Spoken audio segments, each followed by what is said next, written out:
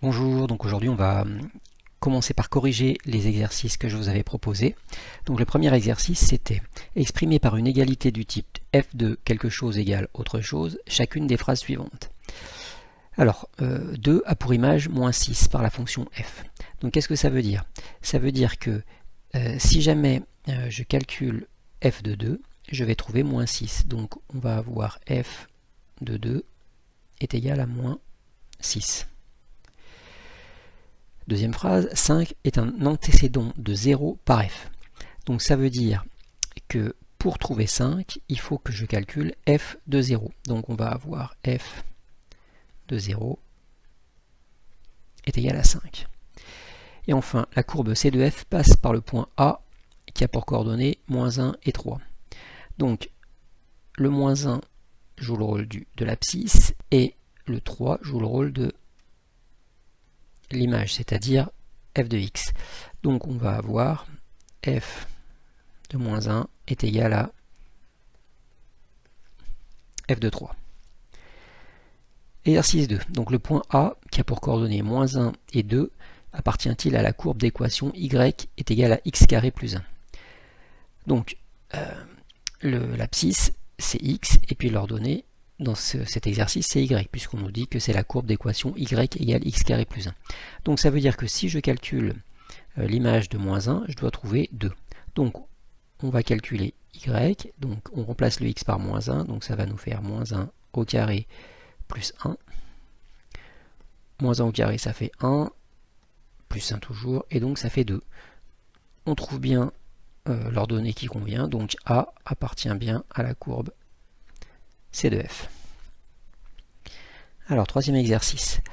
Le monde informatique du 24 juin 2013. Les ventes de smartphones et de tablettes dans le monde vont continuer d'accroître d'ici à l'horizon 2015, tandis que celle de la baisse des PC va se poursuivre dans le même temps.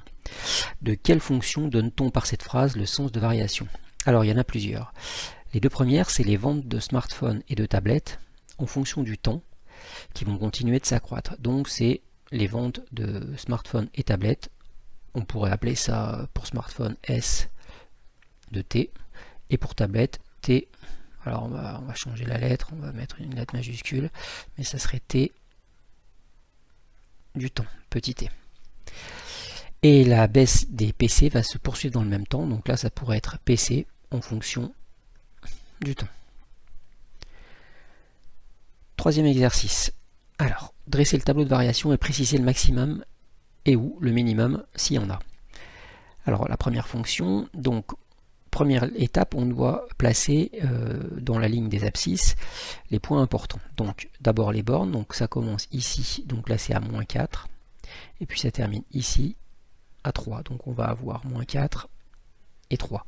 Puis on voit que la fonction commence par être décroissante, puis croissante, et ça change à ce point-là, qui a pour abscisse moins 2. Donc on place notre moins 2 ici, on fait nos flèches, et on n'a plus qu'à trouver les images. Alors pour moins 4, l'image c'est ici, donc ça fait 3, donc on va placer 3. Pour moins 2, l'abscisse, bah, c'est moins 2 aussi. Et pour 3, l'abscisse, l'ordonnée, c'est 5. Je me suis trompé, non, c'est 4. La deuxième fonction. Donc deuxième fonction, on va faire la même chose, donc on part de moins 4 jusqu'à 5, donc moins 4 et 5. Il y a une partie qui est décroissante, une partie qui est croissante, et ça change ici, donc à moins 1. Donc on place le moins 1, une flèche décroissante, une flèche croissante, et on n'a plus qu'à trouver les images. Donc pour moins 4, l'image c'est 2, pour 5, l'image c'est 3, et pour moins 1, l'image c'est moins 1. Soit f une fonction définie sur un intervalle i et un nombre a qui appartient à cet intervalle. Donc on dit que a est le maximum de f sur i si f de x est inférieur ou égal à f de a pour tout x appartenant à i. Alors qu'est-ce que ça veut dire? Bah, si a c'est le maximum, ça veut dire que c'est la plus grande valeur. Donc si c'est la plus grande valeur, ça veut dire que si je choisis n'importe quelle autre valeur, donc il y a un x qui appartient à l'intervalle i, et bien dans ce cas-là, f de x est plus petit que f de a, puisque f de a c'est la plus grande valeur. Et pour le minimum, c'est le contraire. Donc on dit que f de a, c'est le minimum de f sur i si f de a est inférieur ou égal à f de x pour tout x appartenant à i. Étudier les extrémums d'une fonction, c'est en fait étudier les maximums, s'il y en a plusieurs, ou les minimums. Donc extrémum, en fait, ça regroupe les deux, c'est-à-dire maximum et minimum. Alors on va prendre un exemple. Donc on donne la courbe représentative de la fonction g définie sur l'intervalle i qui est l'intervalle -1, 4, dont on a la courbe à côté, et puis première question, on cherche quel est le maximum de g sur i, c'est-à-dire la plus grande valeur des images sur cet intervalle i. Et bien sur i, le maximum, ben c'est cette valeur-là, c'est-à-dire 16, et pour quelle abscisse? Eh bien pour x égale 4. Quel est le minimum de g sur i? Alors, le minimum de g sur i, on regarde la plus petite valeur. Donc, ici, il y a cette valeur-là, c'est-à-dire -4, et on la retrouve ici. Donc, toujours sur l'intervalle i, le minimum, c'est -4. Et cette fois, il y a deux valeurs de x qui conviennent. Eh bien, il y a -1, donc ici. Et puis, x égale 2. Ici. Alors maintenant, question 3, on change l'intervalle, c'est-à-dire que ce sera plus sur i, ce sera sur l'intervalle -1, 1. Alors, sur l'intervalle -1, 1, c'est-à-dire entre ces deux abscisses-là. Donc le maximum entre ces deux abscisses, c'est 0, ici.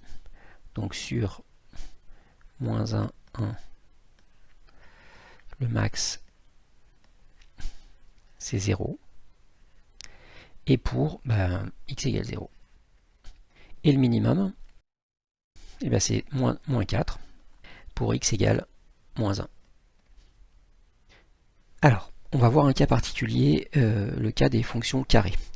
Alors pour les fonctions carrées, on va avoir besoin de deux choses. D'abord un rappel, c'est que si on a une fonction carrée, on peut l'écrire sous sa forme développée, c'est-à-dire a x au carré plus bx plus c. A, B et C sont des nombres qui seront donnés dans l'énoncé, qui sont des nombres réels, donc absolument quelconques. Ce qu'on veut, c'est que le A soit différent de 0, parce que si le A est égal à 0, eh bien, on n'a plus de x carré. Et on a vu qu'on pouvait aussi l'écrire sous une forme qu'on appelle la forme canonique, qui s'écrit A facteur de x moins alpha au carré plus bêta. Donc le A dans les deux expressions sont les mêmes, par contre le alpha et bêta, ça c'est à déterminer par un calcul. Puis on va avoir besoin d'une identité remarquable qui est la suivante, c'est a plus b au carré est égal à a au carré plus 2ab plus b au carré. Prenons un exemple. Donc f de x égale 2x au carré plus 8x moins 6. Donc ici le a est égal à 2, le b est égal à plus 8 et le c est égal à moins 6. Alors on veut déterminer la forme canonique de f. Alors première étape, on va factoriser par le a. Donc on met le a en facteur, donc c'est 2 facteurs de x au carré. Donc 2 fois combien qui fait 8, c'est 4, 4x. Et 2 fois combien qui fait 6, c'est 3. Comme il y a un moins, on ne l'oublie pas. Donc ça fait 2 facteurs de x carré plus 4x moins 3. Ensuite, dans cette parenthèse, on va essayer de fabriquer cette identité remarquable ici. Donc on doit commencer par a au carré. Là, le a au carré, c'est x au carré. Donc on va laisser x au carré. Donc le x va jouer le rôle du a. Plus 2ab. Donc on va écrire un 2 fois le a, on a dit que c'était x. Et fois b, eh bien, 2 fois quelque chose qui doit faire 4. C'est 2. Comme ça, 2 fois 2, ça fait 4. Mais ici, on n'a pas de plus b au carré, on n'a que moins 3. Donc le plus b au carré, puisqu'on a trouvé que b c'était 2, on va le rajouter. On va rajouter 2 au carré. Mais comme j'ai pas le droit de rajouter un nombre, je suis obligé de le soustraire après. Comme ça, si je fais plus 2 au carré moins 2 au carré, ça fait 0. Donc mon calcul est juste. Et puis j'oublie pas le moins 3 à la fin. Alors, pourquoi est-ce qu'on a fait ça? En fait, tout le début, là, jusqu'ici, c'est mon identité remarquable. Donc tout ce que j'ai souligné en rouge, ça va être égal à a plus b au carré. Donc on va pouvoir écrire donc le 2 qui est toujours en facteur, et tout ce que j'ai souligné en rouge, je vais le remplacer par, entre parenthèses, a plus b au carré, c'est-à-dire x plus 2 au carré. Et puis le reste, je vais le compter. Donc moins 2 au carré, ça fait moins 4. Moins 4, moins 3, ça fait moins 7. J'ai presque terminé. Il me reste à développer. Donc on va avoir 2 facteurs de x plus 2 au carré. Et 2 fois moins 7, ça fait moins 14. Donc j'ai ma forme canonique. Donc je peux l'écrire ici. Alors on déduire le minimum de f. Alors comment on fait? On se sert de la forme canonique et on commence par la parenthèse qui est au carré. Pourquoi est-ce qu'on se sert de cette parenthèse? Bien, ce qu'on sait, c'est que comme c'est une parenthèse qui est au carré, un carré c'est toujours supérieur ou égal à 0.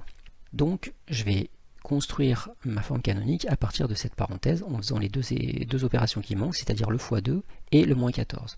Donc je vais tout multiplier par 2, qui va être supérieur ou égal donc à 2 fois 0. Si je multiplie d'un côté par 2, il faut que je multiplie de l'autre, mais 2 fois 0, ça fait toujours 0. Ensuite, je soustrais 14 de chaque côté, donc je vais avoir 2 facteur de x plus 2 au carré moins 14 qui va être supérieur ou égal à 0 moins 14, et ça c'est égal à moins 14. Donc j'en déduis que ma fonction f est toujours supérieure ou égale à moins 14. Il me reste une chose à trouver pour que ce moins 14 soit vraiment le minimum, c'est trouver pour quelle valeur de x eh bien, on obtient ce moins 14. Donc ça c'est tout simple. Il suffit d'annuler la parenthèse. Pour annuler la parenthèse, il suffit que je choisisse f de x égale moins 2. Donc on va calculer f de moins 2, et ça va nous faire 2 fois moins 2 plus 2 au carré moins 14. Donc dans la parenthèse, moins 2 plus 2 ça fait 0, 2 fois 0 ça fait 0, et donc il reste moins 14. Donc j'ai bien trouvé une valeur de x telle que l'image de cette valeur soit égale à moins 14. Donc le minimum,